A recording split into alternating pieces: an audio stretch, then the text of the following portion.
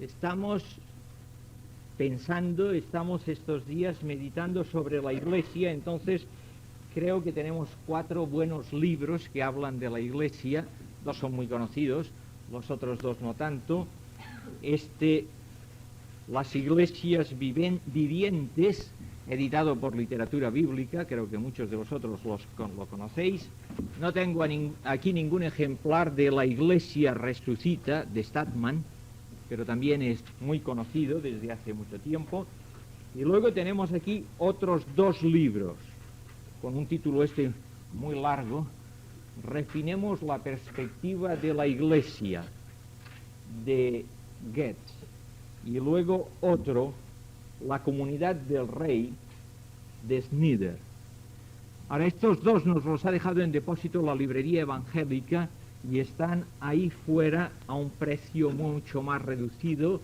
Si no recuerdo mal, está a 565, rebajado, y está a 850.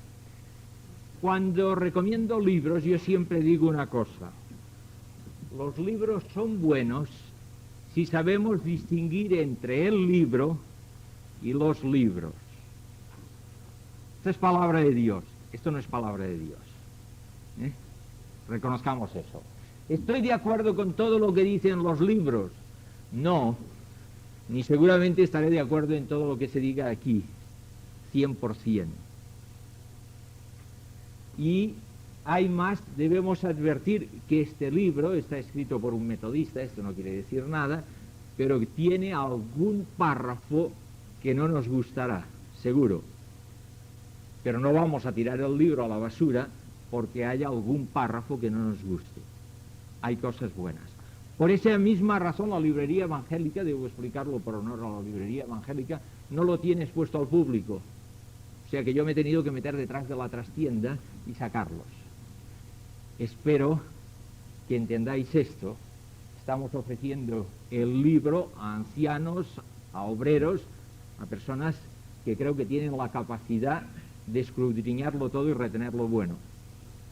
Si tuviera que recomendarlo en público, tal vez no lo haría. Y hecho esto, pasemos a nuestra ponencia.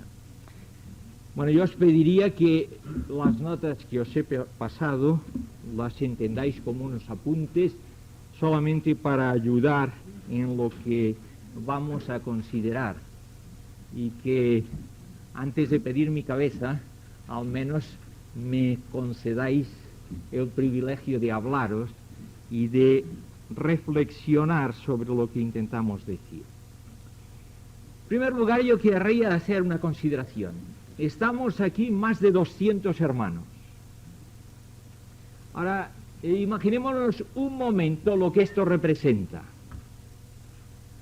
Es un esfuerzo muy grande que hemos realizado. Hemos tenido que hacer toda una serie de arreglos en nuestras casas, en nuestras iglesias, todo de arreglos de viajes para estar aquí. O sea que representa un esfuerzo humano muy grande. Ahora, yo no sé si os habéis entretenido a calcular el esfuerzo económico.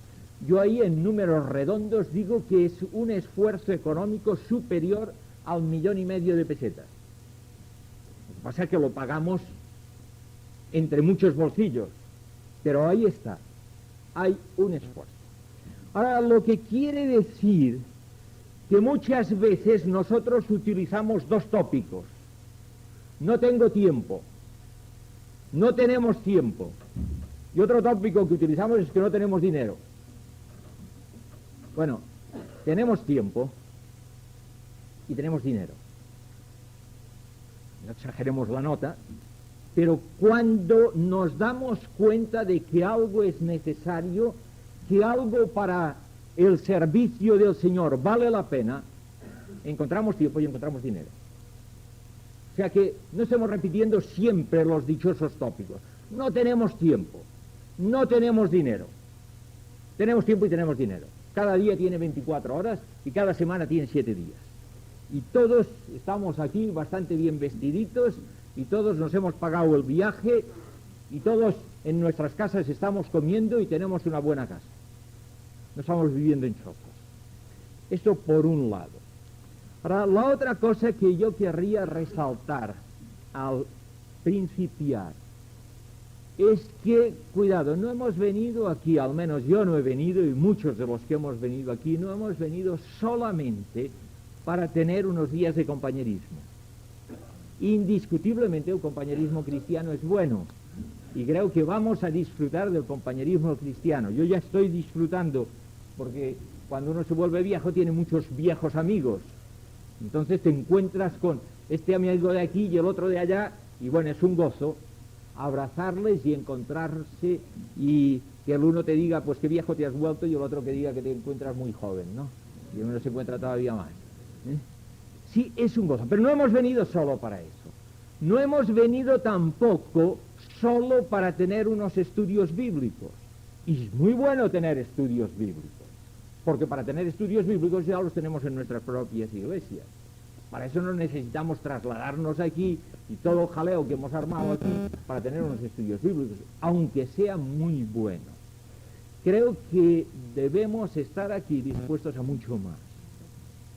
A que como ancianos, como a obreros, como a colaboradores en las iglesias, nos pongamos frente al Señor, frente a su palabra, para ver qué es lo que ella tiene que decirnos a nosotros, de qué debemos arrepentirnos, qué es lo que debemos rectificar, y mirar también los campos. Esa España que tenemos delante, que desde aquí se ve muy bonita. Esa España que ha cambiado mucho en unos pocos años. Durante años hemos estado orando y suplicando a Dios por libertad. Ya la tenemos. ¿Qué hacemos con ella?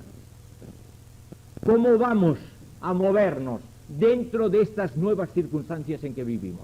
Durante muchos años hemos estado quejando de que nosotros estábamos discriminados y no podíamos llegar a los medios de comunicación en masa. Ahora tenemos acceso, tal vez muy poco, pero tenemos acceso. Bueno, ahí está, hay unas nuevas circunstancias que vamos a hacer con ellas. Ahora, centrémonos en el estudio que vamos a hacer.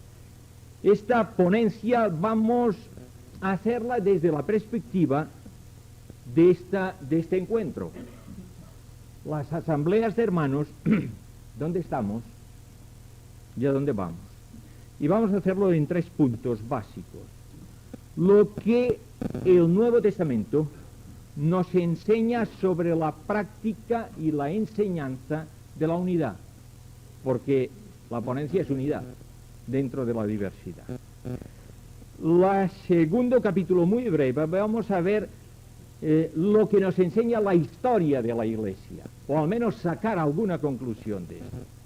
Y, en tercer lugar, la situación actual de nuestras asambleas, que tal vez sea lo más difícil, para llegar a unas conclusiones. Antes debo hacer una advertencia. Hablando de unidad y de diversidad, no me voy a referir a la cuestión ecuménica pensando en el Consejo Mundial de Iglesias, ni a la cuestión ecuménica pensando en el ecumenismo carismático. No tenemos tiempo. Además, creo que en ese asunto estamos bastante de acuerdo todos.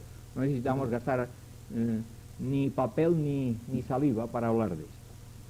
Ahora vamos a ver en cuanto a las enseñanzas prácticas, a la enseñanza y a la práctica de la unidad en el Nuevo Testamento. Vamos a ver el capítulo 17 de San Juan. Hemos de advertir que el capítulo 17 de San Juan está muy mal utilizado por los ecuménicos. Ahora, porque esté mal utilizado por algunos, no vamos a arrancarlo de nuestras Biblias. Ahí está. Es palabra de Dios. Y no solo palabra de Dios, sino que es una palabra de Dios muy especial. Sabemos que está dentro de ese bloque de los capítulos 13, 14, 15, 16 y 17 de San Juan, en esas últimas horas del Señor con sus discípulos. Esas horas póstumas, donde Él da enseñanzas maravillosas. Y antes de levantarse, antes de ir hacia el arroyo del Cedrón, o no sabemos si en camino, da lo mismo el lugar exacto, es cuando el Señor eleva esta oración intercesora al Padre. Veamos algunos versículos. Juan 17. Estas cosas habló Jesús Y levantando los ojos al cielo dijo: Padre, la hora ha llegado, glorifica a tu Hijo, para que también tu Hijo te glorifique a ti. Versículo 5. Ahora pues, Padre, glorifícame tú para contigo, con aquella gloria que tuve contigo antes que el mundo fuese. He manifestado tu nombre a los hombres que del mundo me diste. Tuyos eran y me los diste y han guardado tu palabra. Y ahora han conocido que todas las cosas que me has dado proceden de ti, porque las palabras que me diste les he dado. Y ellos las recibieron y han conocido verdaderamente que salí de ti y han creído que tú me enviaste. Yo ruego por ellos, no ruego por el mundo, sino por los que me diste, porque tuyos son. Y todo lo mío es tuyo, y lo tuyo es mío, y he sido glorificado en ellos. Y ya no estoy en el mundo, mas estos están en el mundo, y yo voy a ti. Padre Santo, a los que me has dado, guárdalos en tu nombre, para que sean uno, así como nosotros. Versículos 17 a 23. Santifícalos en tu verdad, tu palabra es verdad.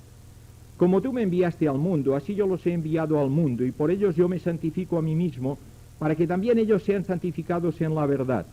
Mas no ruego solamente por estos, sino también por los que han de creer en mí por la palabra de ellos, para que todos sean uno, como tú, oh Padre, en mí y yo en ti, que también ellos sean uno en nosotros, para que el mundo crea que tú me enviaste.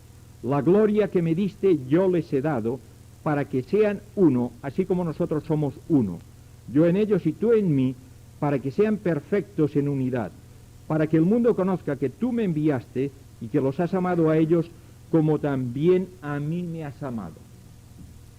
Bueno, podríamos dedicarnos a hacer un estudio bíblico sobre el tema, pero no vamos a hacerlo, no nos da tiempo.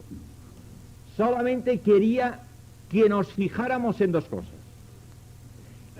El Señor está orando por la unidad.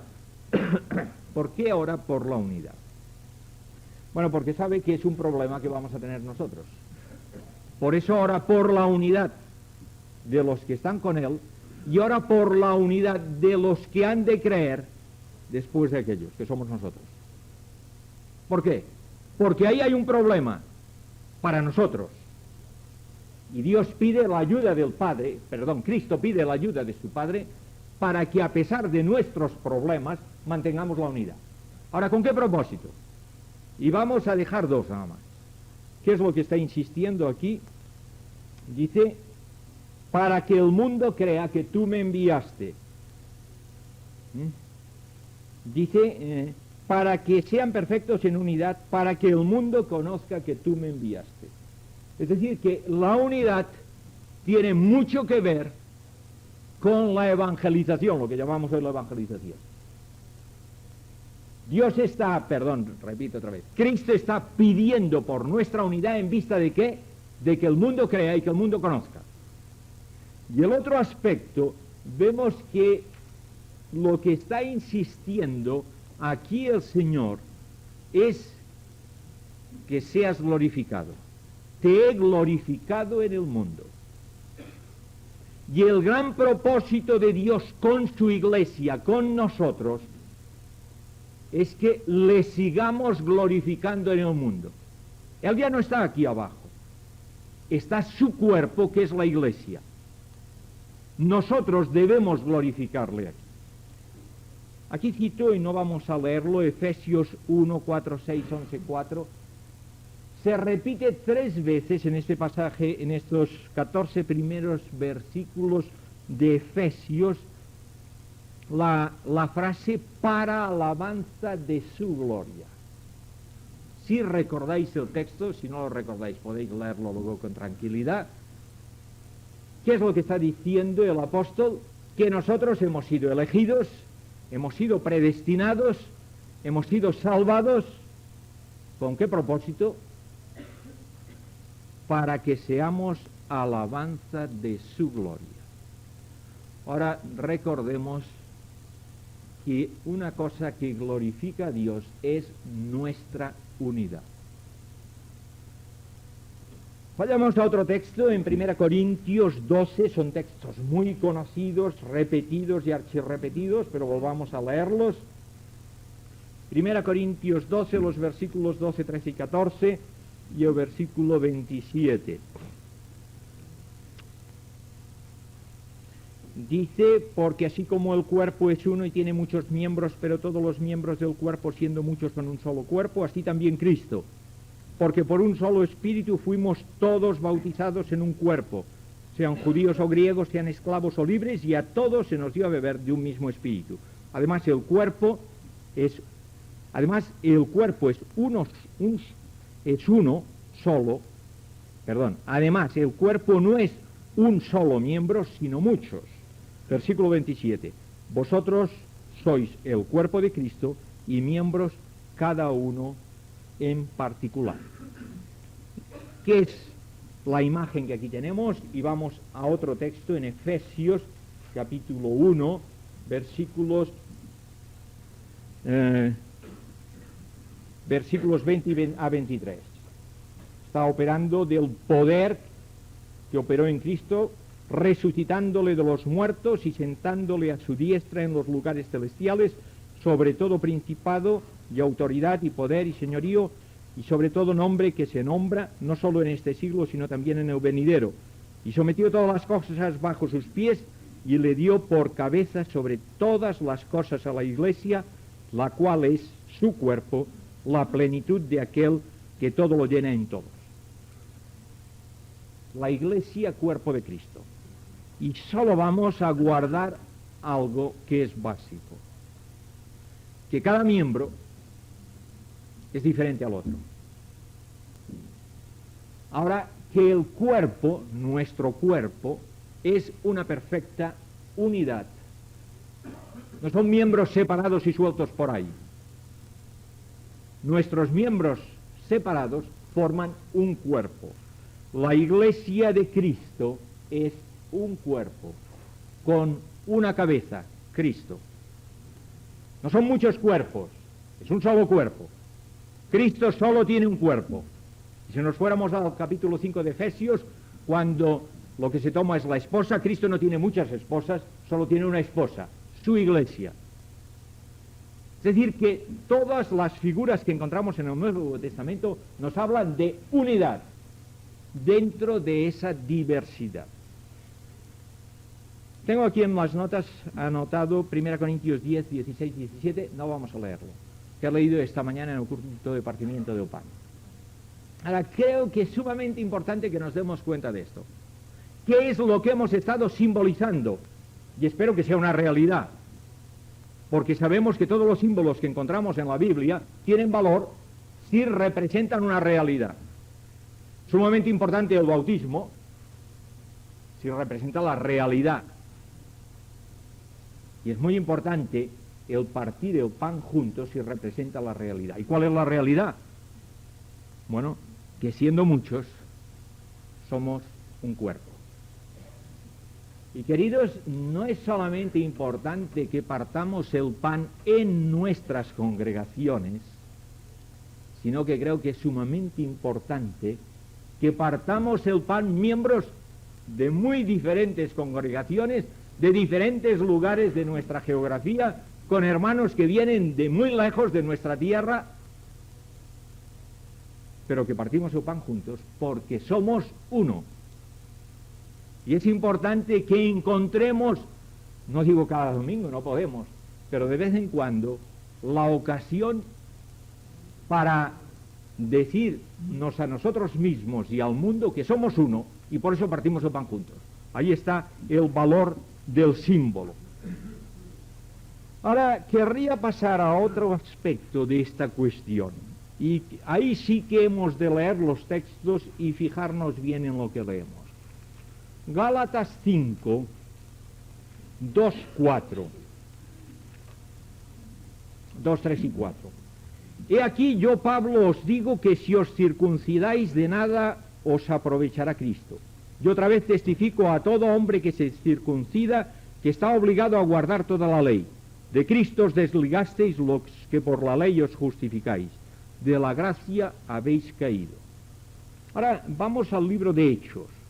Al libro de Hechos, al capítulo 16, y los versículos 1, 2 y 3. Dice, después Pablo llegó a Derbe y a Listra, y aquí había un cierto discípulo llamado Timoteo, hijo de una mujer judía creyente, pero de padre griego. Y daban buen testimonio de él los hermanos que estaban en Listra y en Iconio. Quiso Pablo que éste fuese con él, y tomándole le circuncidó por causa de los judíos que había en aquellos lugares, porque todos sabían que su padre era griego. Y si volvemos a Gálatas, al capítulo 2, versículo 3, Gálatas 2:3, leemos, mas ni aun Tito, que estaba conmigo, con todo y ser griego, fue obligado a circuncidarse. Bueno, espero que todos entendemos lo que aquí está diciendo, pero notamos algo. Pablo está enseñando muy bien que la circuncisión no sirve para nada. Que la circuncisión no es ni mucho menos una obligación. Ahora, ¿por qué es que circuncidó a Timoteo? ¿Le faltaba algo a Timoteo para que tuviera que circuncidarle? ¿Es que Pablo le estaba dando la razón a los judaizantes? ¿Es que estaba cediendo a la presión de los judíos? ¿Qué pasa ahí? Bueno, ayer se mencionó, y yo pienso hacer énfasis en ese hacerse todo a todos. ¿Por qué circuncidó Pablo a Timoteo? ¿Estaba claudicando de su doctrina? ¿Estaba claudicando de su fe? No. Pero sabía que no podía entrar con Timoteo a los judíos si no lo circuncidaba. Entonces, estaba dejando esta cuestión como algo secundario, siempre que no afectara a la cuestión de fe, con tal de poder predicar el Evangelio a los judíos. Y creo que es importante que captemos esta cuestión. Vamos más adelante, no podemos entretenernos porque se nos va el tiempo a gran velocidad. Vamos a Hechos 21, 17 a 24. Hechos 21, versículos 17 a 24. Dice, cuando llegamos a Jerusalén, los hermanos nos recibieron con gozo, y al día siguiente Pablo entró con nosotros a ver a Jacobo, y se hallaban reunidos todos los ancianos, a los cuales después de haberles saludado, les contó una por una las cosas que Dios había hecho entre los gentiles por su ministerio. Cuando ellos le oyeron, glorificaron a Dios y le dijeron, ya ves, hermano, cuántos millares de judíos que han creído, y todos son celosos por la ley.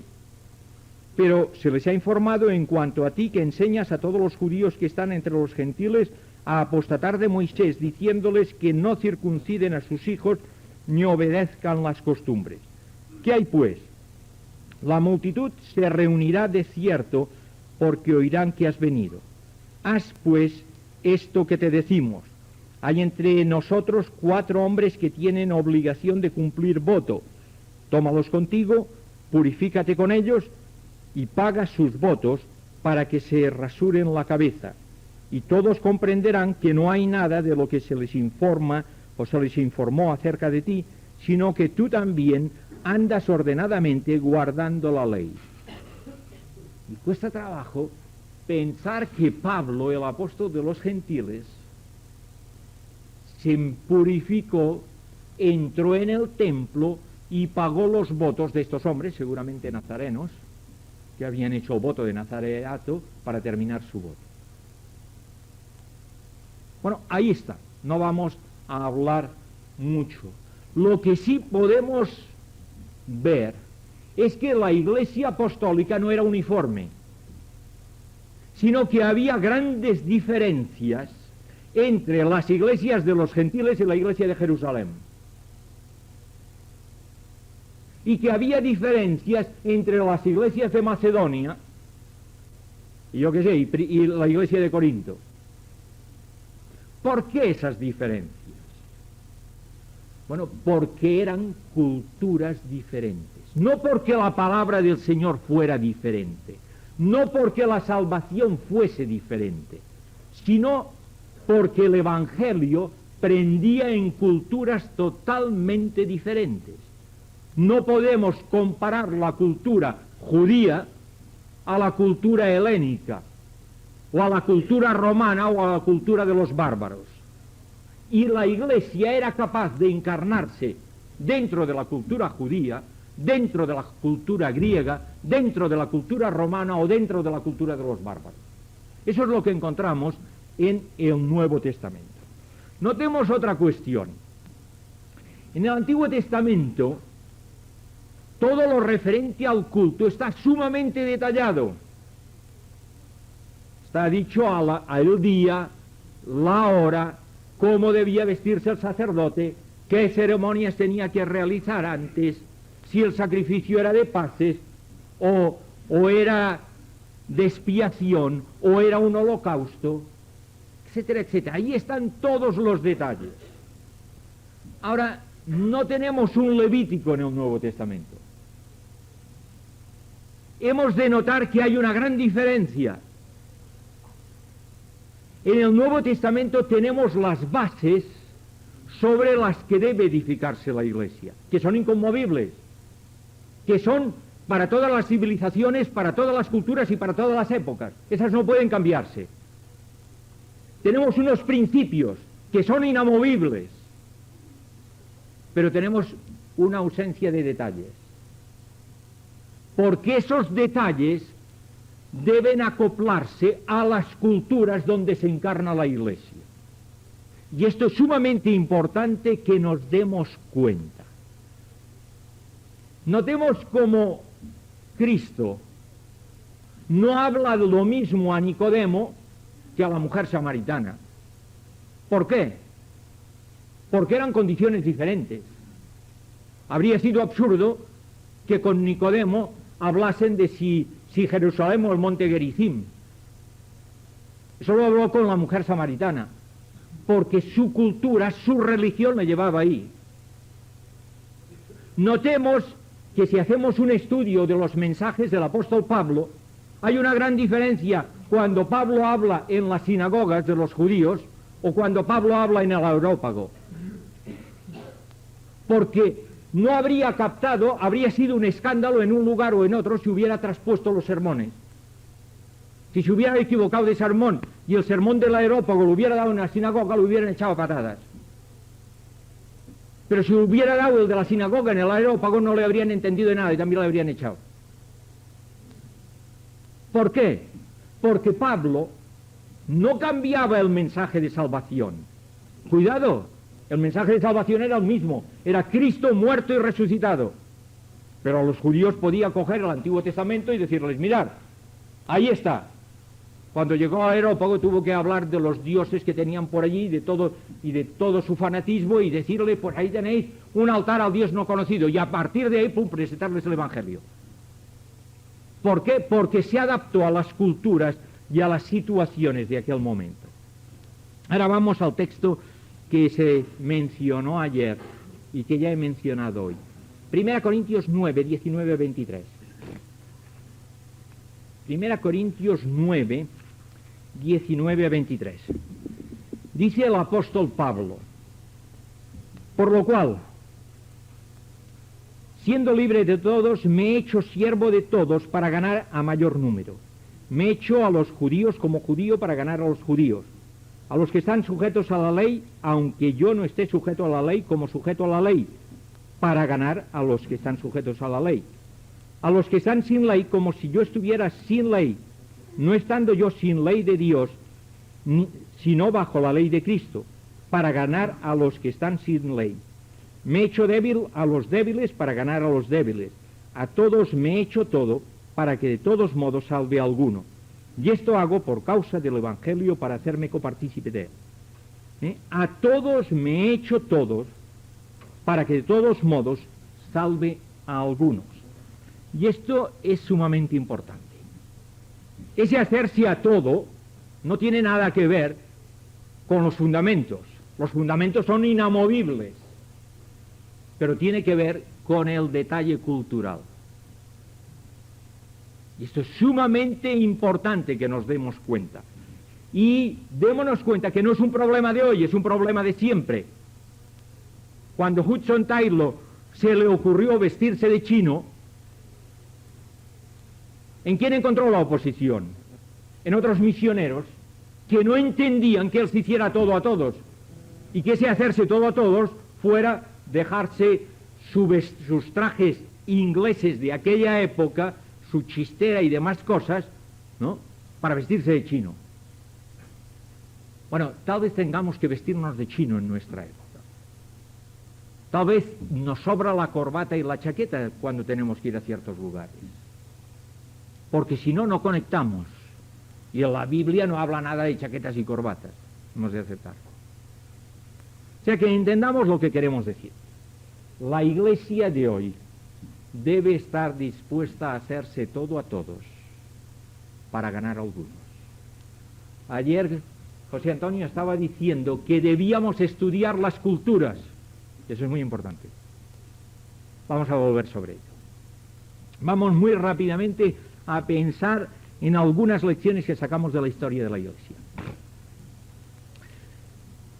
La historia de la Iglesia, si la observamos, veremos que la Iglesia avanza por ciclos.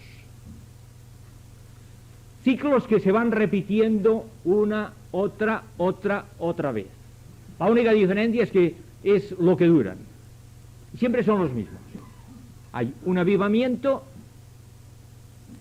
hay un periodo de auge, luego se llega a un techo, ahí se termina, se sigue por un tiempo a un alto nivel y luego viene el descenso, hasta que se llega al anquilosamiento. O sea, nosotros vemos muy clara la Iglesia Católica hoy. Ojo, la vemos hoy. Si la hubiéramos visto en la época de Agustín de Hipona, en el siglo IV y V, era muy diferente a la de hoy. Lo único que ha pasado es que ha habido una degeneración de siglos. Nosotros hablamos del luteranismo, siento que a veces en un tono un poco despectivo. Ojo,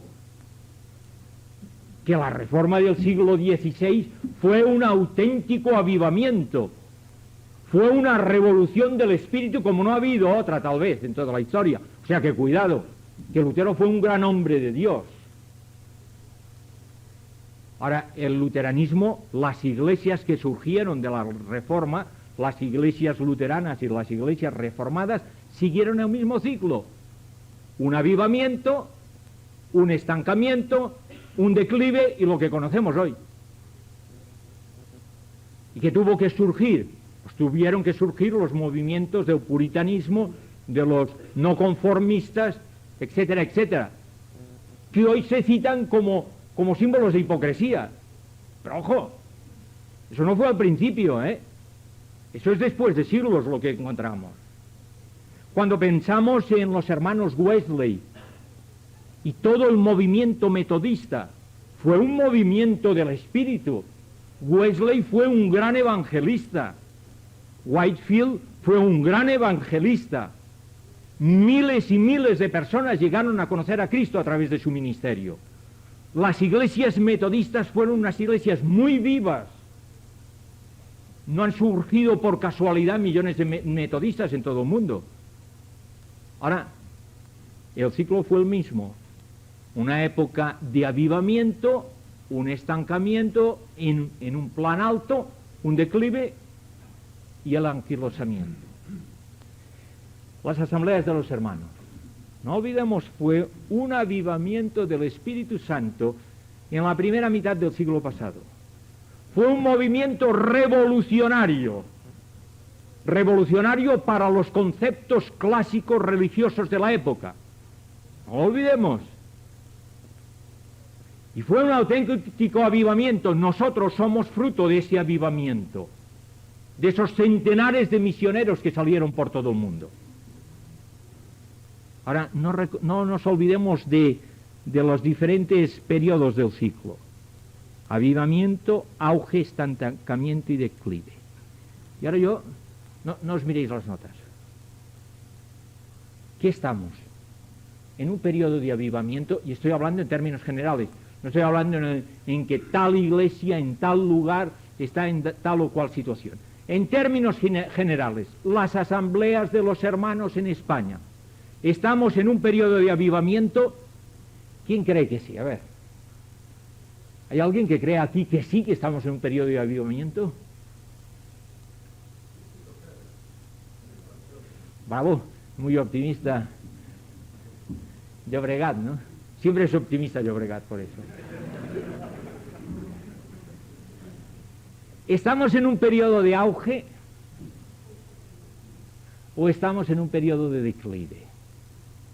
Yo creo que si somos objetivos, tenemos que aceptar que si no hemos llegado al anquilosamiento, estamos caminando hacia él. Diréis, alto, no seamos tan pesimistas. No, si yo no soy muy pesimista, no soy pesimista. Pero, no sé, pensemos un poco, corregirme si yo me equivoco. En el año 83, ¿cuántas nuevas iglesias se abrieron en España? Bueno, yo sé que se abrió una en Hospitalet, en calle Martorell, que no me equivoco. Y se abrió alguna más en el 83, en toda España. Ahí nadie me dice que haya otra.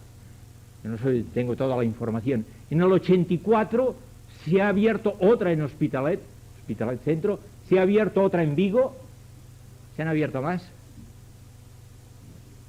En Madrid, otra. Bueno, gracias al Señor. Ahora, en toda España, una iglesia, un nuevo lugar de cultos en el 83, 3 en el 84. Puede hablarse de éxito o tenemos que hablar de declive. Gracias al Señor por lo que Él nos da y creo que nos da mucho. Ahora, si estamos dándonos cuenta de estos, tendremos que reconocer que como en toda institución humana, se nos está colando el institucionalismo, se nos está colando el tradicionalismo, se nos está colando el personalismo, el localismo, y que además nos han invadido pues el materialismo consumista dentro de nuestras iglesias. Vamos a volver sobre esto dentro de unos momentos. Se me ha pedido que hable de la unidad en la diversidad, entonces hemos de hablar de diversidad, mal que nos pese. Vamos a hacerlo también muy rápido, casi solamente mencionando. Diversidad. Pues sí, hay diversidad en nuestras iglesias. Hay diversidad, aquí he puesto un punto 1, en cuestiones de adaptación cultural. ¿Sí? Hay iglesias en que todavía se utiliza el armonio. Hay las otras que ya se han pasado a los aparatos electrónicos. Y tenemos los órganos electrónicos. Hay en otras que se utilizan las guitarras. Hay en unas que se continúan cantando esos himnos de 6 estrofas con coro, que son muy buenos, no estoy metiéndome con los himnos de 6 estrofas con coro. Pero en otras apenas se han dejado casi a un rincón esos y se están cantando salmos, textos bíblicos y himnos mucho más cortos. Por eso los organizadores de este encuentro han tenido la precaución de mezclarnos todo para que estemos todos contentos. Lo único, y hasta esta mañana, no sé si es profeso o no, una vez se ha cantado sin armonio y otra sí. Una hemos cantado a palo seco y otra no. ¿Os habéis dado cuenta? No sé si era para contentar a todos también. Aunque para eso así habría hecho falta una guitarra y que también hubiéramos cantado un himno con guitarra, ¿no? Eso está. Hemos de reconocer que la Biblia no dice nada de todo eso. O sea, no es un tema bíblico. En ningún sitio dice que tenemos que cantar con órgano. Se cantó con órgano, ¿por qué? Porque en aquella época, sobre todo nosotros hemos heredado mucha de la himnología de los hermanos Wesley, y ellos tocaban el armonio. Pero es que ahora un armonio de aquellos que traían los misioneros ingleses casi son objeto de museo, ¿no? Son piezas de museo. Sobre todo me acuerdo de aquellos plegables, los viejos se acordarán de aquellos plegables, ¿no? Los plegables, no sé, guardar uno de aquellos, seguramente a nuestros jóvenes les gustaría, aunque se reirían de cómo suena, o cómo sonaban, ¿no? Pero ahí estaban. No dice nada. Ahora, cuando uno entra en una iglesia, es lo primero que ve o oye. Encuentran unos tocando allí la guitarra. Uy, ¿qué pasa aquí? O al revés, dice, la gente está todavía con ese órgano tan viejo. Lo primero que salta a la vista. Otra cuestión que tiene que ver con la evolución cultural y también con la interpretación bíblica, porque ahí juega la interpretación bíblica, es que iréis a asambleas nuestras en las que las mujeres tienen una participación en la oración pública, iréis a otras en que las mujeres están absolutamente calladas. También tendréis la diferencia de que unas mujeres van con velo y otras van sin velo, de nuestras queridas hermanas. Tenemos que reconocer que esto afecta a la interpretación bíblica, pero a unos pocos versículos.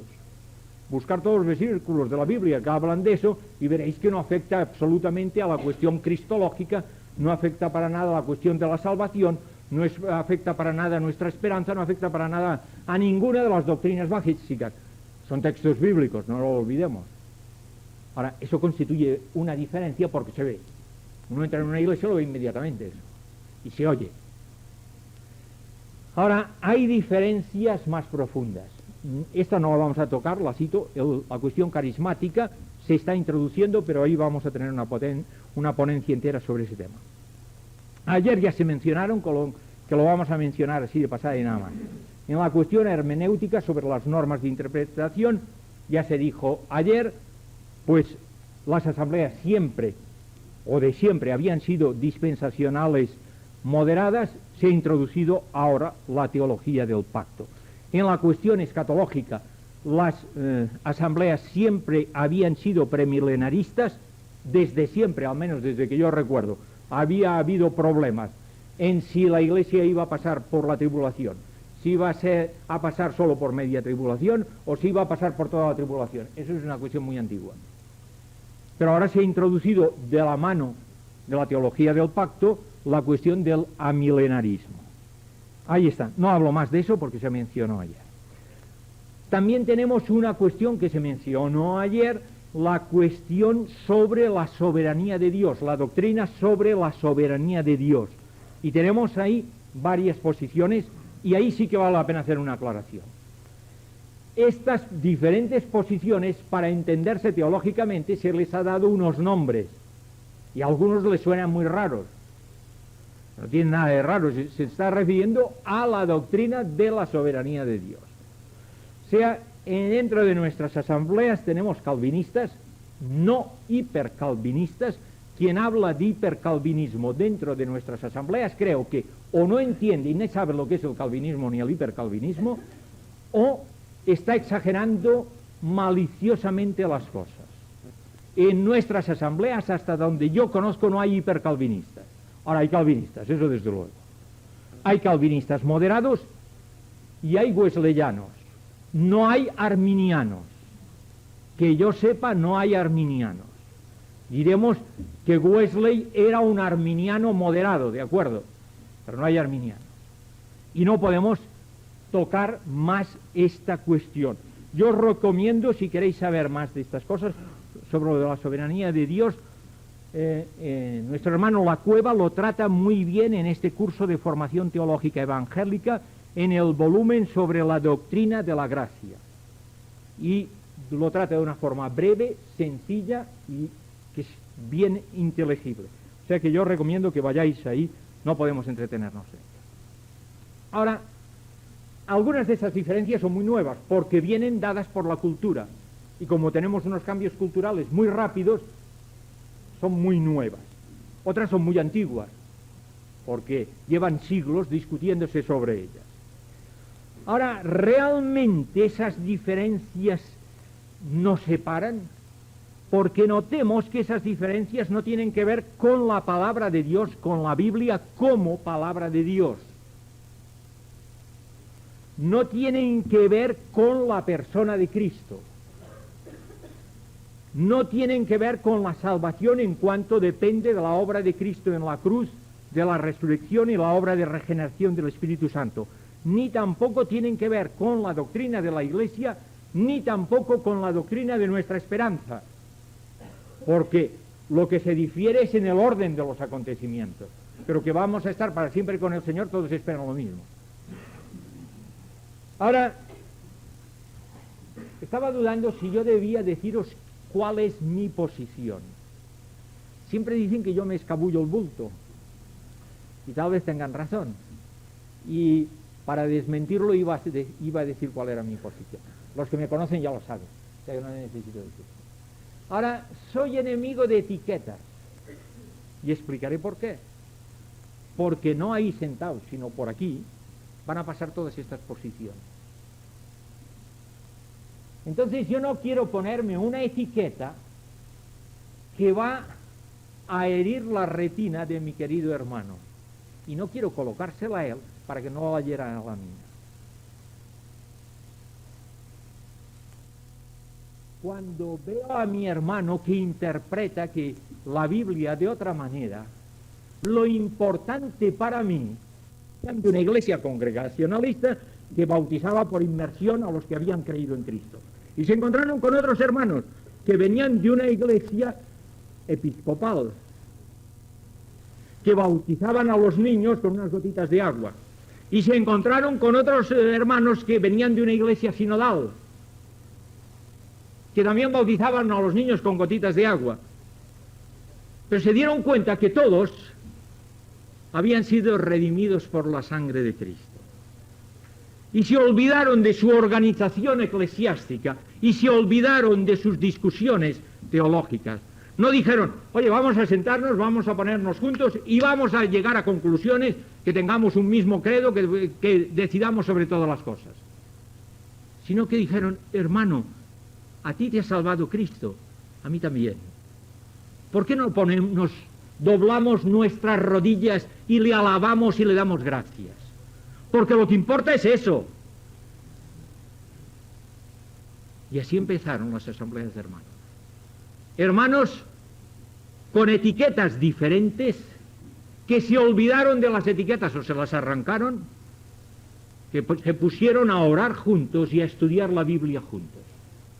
Y no solo a orar juntos y a estudiar la Biblia juntos, sino a predicar el Evangelio juntos y a hacer obra social juntos. No olvidemos de los grandes orfelinatos que nacen en esa época. Y queridos hermanos, creo que nosotros debemos recobrar nuestra identidad, olvidarnos de la H mayúscula para volver a la H minúscula. Hermanos, sencillamente, ¿quién es mi hermano? Pues el que es hijo de Dios por la sangre de Cristo. Ahora, démonos cuenta que estas cuestiones que he citado no son las más graves, ni muchísimo menos, aunque muchas veces se utilicen como botes de humo. Bueno, los botes de humo los jóvenes casi... bueno, sí que se utilizan en las manifestaciones también ahora. Pero era una cuestión de la guerra antigua, ¿no? Cuando echaban los botes de humo para esconderse y poder así atacar mejor al enemigo. Bueno, creo que se utiliza como botes de humo muchas veces. Ahora, nuestro auténtico problema, lo hemos citado antes, es que hemos dejado de ser unas iglesias que están viviendo un avivamiento. He mencionado algunas palabras un poco raras y feas, ¿no? Institucionalismo. Ahora, cualquier institución humana, con el paso del tiempo, si no anda con mucho ojo, cae en el institucionalismo. Es decir, la institución, cuando es viva, cuando es dinámica, sirve a las personas. Ahí está la institución para servir a las personas. Cuando la institución se envejece, no por los años, sino porque se vuelve vieja, la institución, sin darse cuenta, cambia de filosofía y empieza a servirse de las personas para que sirvan a la institución. Vamos a poner un ejemplo un poco político, pero ahí está.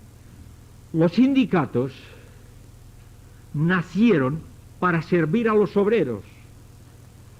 Y yo creo, soy muy malo en política, pero yo creo que sirvieron en la época del sindicalismo. Hoy tengo mis dudas.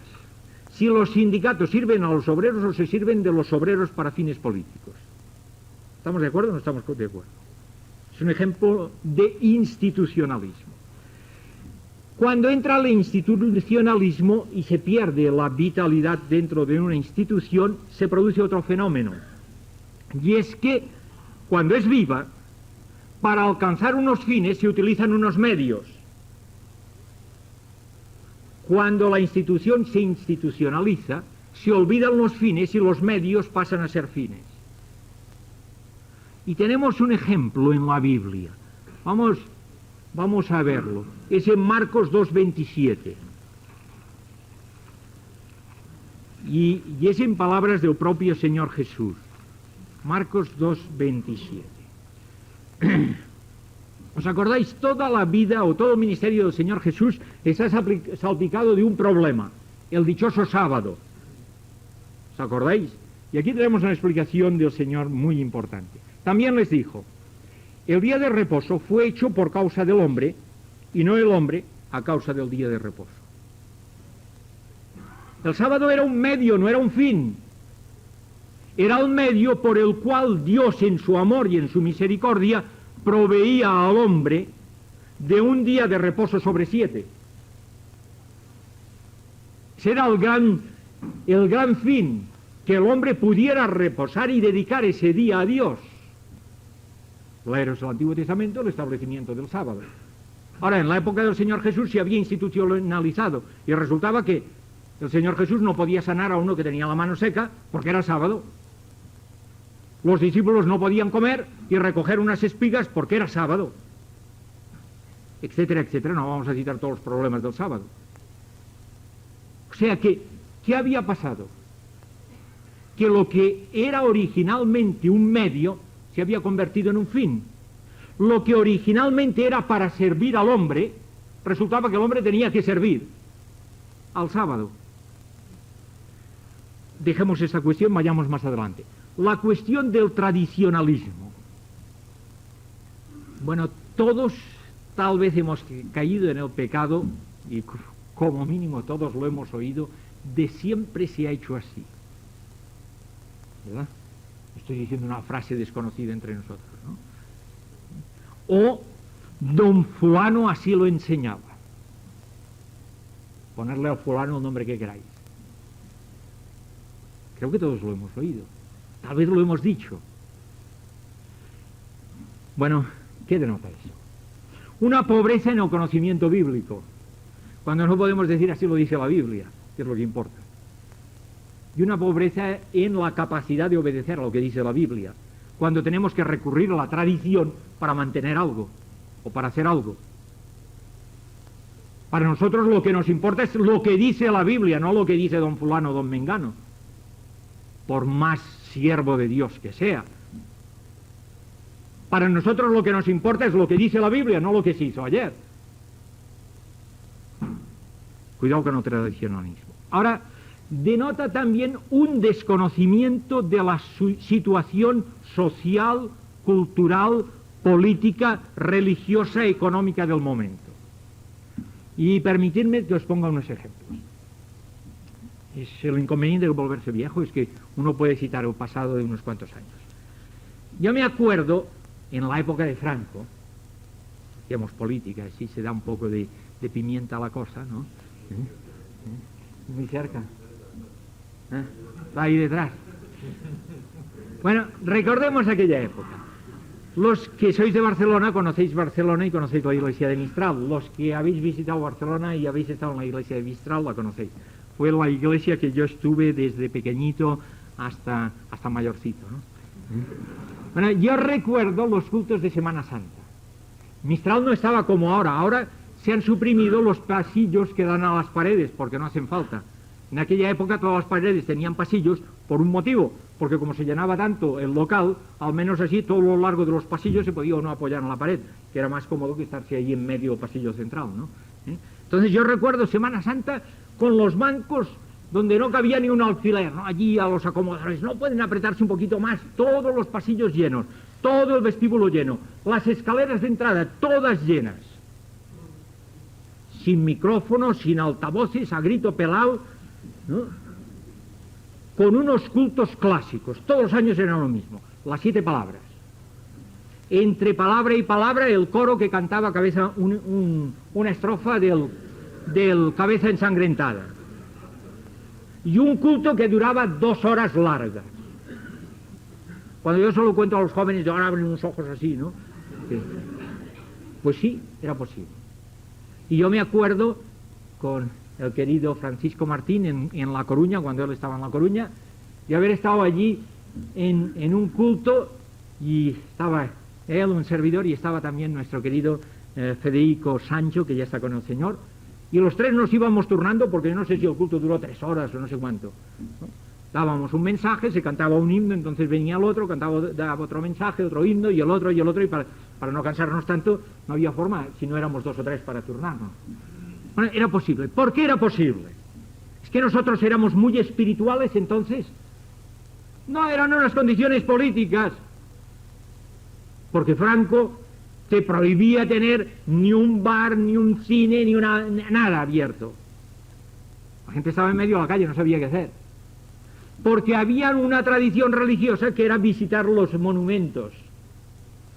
Los fanáticos no entraban dentro de nuestras iglesias, pero los que no eran tan fanáticos, pues iban a visitar monumentos, también se metían dentro de nuestras iglesias.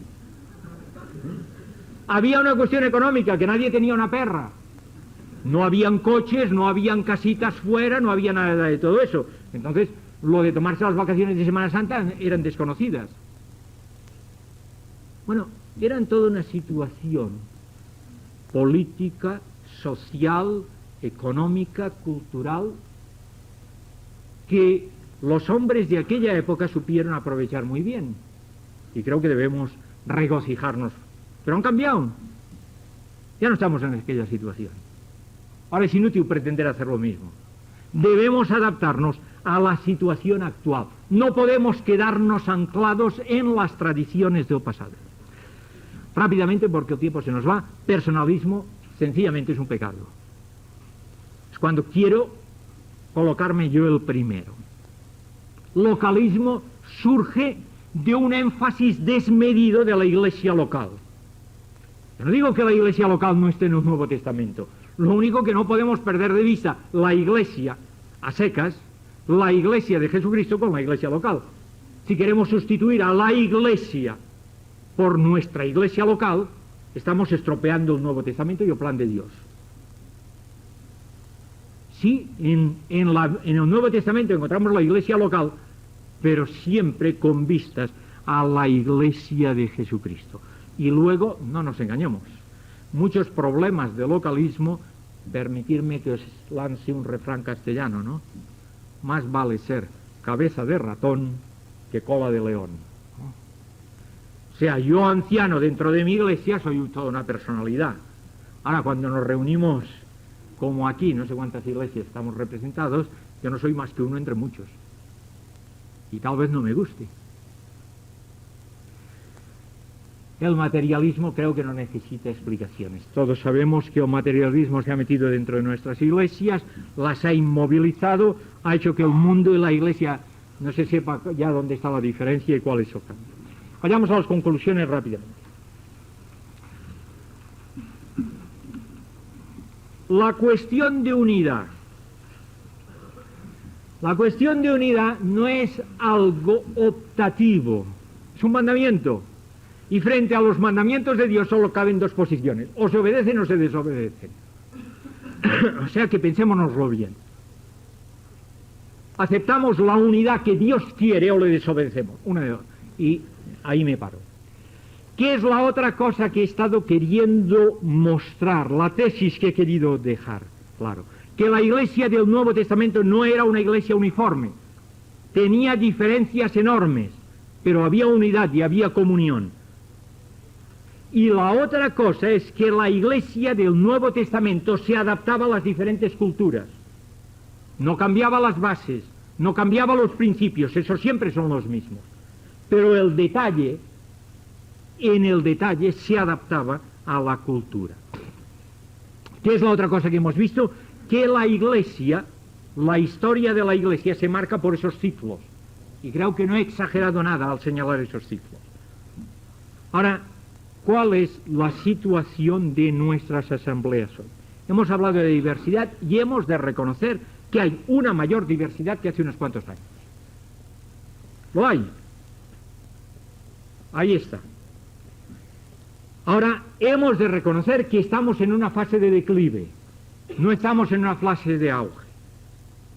Ahí está. Soluciones. Bueno, la palabra ya ha sonado varias veces aquí, no soy yo el primero de mencionarla. Renovación, restauración. Debemos pensar seriamente en renovarnos y en restaurarnos. Muy importante. O, no nos engañemos, vamos a correr la misma suerte de las iglesias que nos han precedido, o de los avivamientos que nos han precedido. Dentro de unos cuantos años, los creyentes que nos sigan a nosotros tal vez hablarán tan despectivamente de los hermanos como nosotros hablamos de los luteranos. Porque estamos siguiendo el mismo ciclo. O aún queda una tercera vía. Nos dedicamos a pedir al Señor un nuevo avivamiento que puede llamarse como se quiera. Pero lo importante es que podamos alcanzar a nuestra España de hoy, no la de ayer, sino la de hoy, para Cristo. Dejo ahí, supongo que para el debate después hay materia. Pensemos rápidamente, por último, en las conclusiones, en la unidad y la comunión.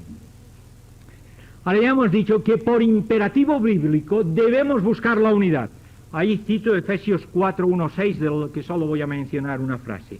Solícitos en guardar la unidad del Espíritu. No la debemos crear nosotros, esa es la grave equivocación del ecumenismo. Pero sí que debemos estar celosos, solícitos en guardarla, esa unidad. Y la otra cuestión sumamente importante, debemos estudiar las condiciones políticas, sociales, económicas, tecnológicas de nuestra España de hoy, no de ayer, para poderla alcanzar para Cristo. Ahora, esto exige que andemos juntos. Cuando pensamos en la enseñanza bíblica, no podemos llegar a una enseñanza sistemática, profunda de la Biblia si no vamos juntos. Por supuesto debe haber enseñanza bíblica en la iglesia, pero cuando estamos pensando, y ayer se estaba mencionando, en la necesidad de la formación de hombres que sean capaces de llevar a la iglesia, no olvidemos, nuestro nivel cultural en España no es el mismo de hace 50 años ni mucho menos. No podemos conformarnos con que nuestros ancianos, que nosotros mismos, vayamos con buena voluntad y nada más. Exige un conocimiento que tal vez hace unos años atrás no era necesario, pero que hoy sí. Y para una formación adecuada tenemos que andar juntos. No puede, escapa a las posibilidades de una sola iglesia. Podría poner ejemplos, pero ahí se queda la cosa.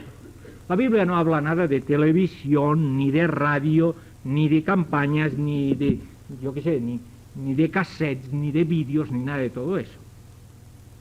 Ahora, ¿puede hacerlo eso una iglesia local solita? No, es imposible. No puede hacerlo. Tenemos que andar juntos. Tenemos que unirnos.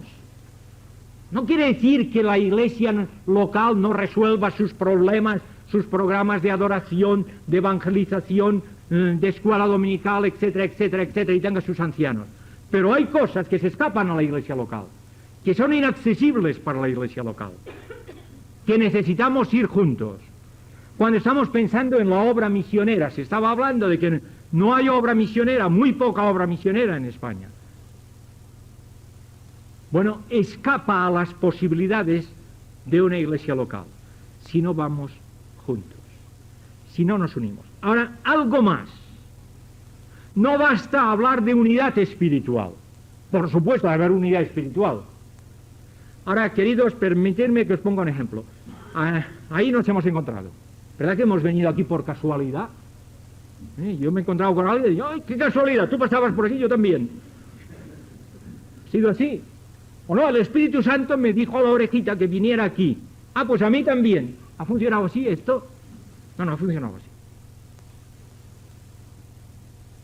Si mis notas no fallan, la Comisión Consultiva y Informativa para las Asambleas de Hermanos, el 10 de noviembre, en una reunión en Madrid, estudiando la situación de España, se decidió tener este encuentro.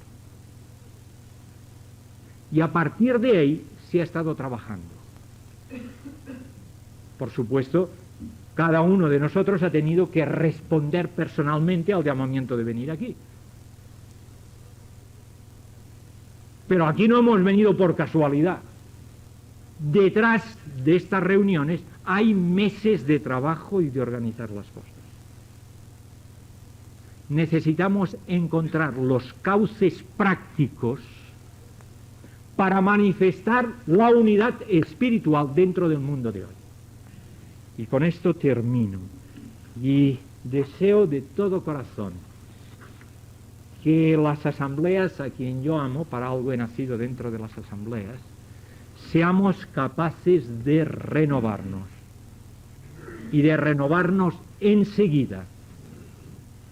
Porque creo que aún, como decía Benjamín nos recordaba,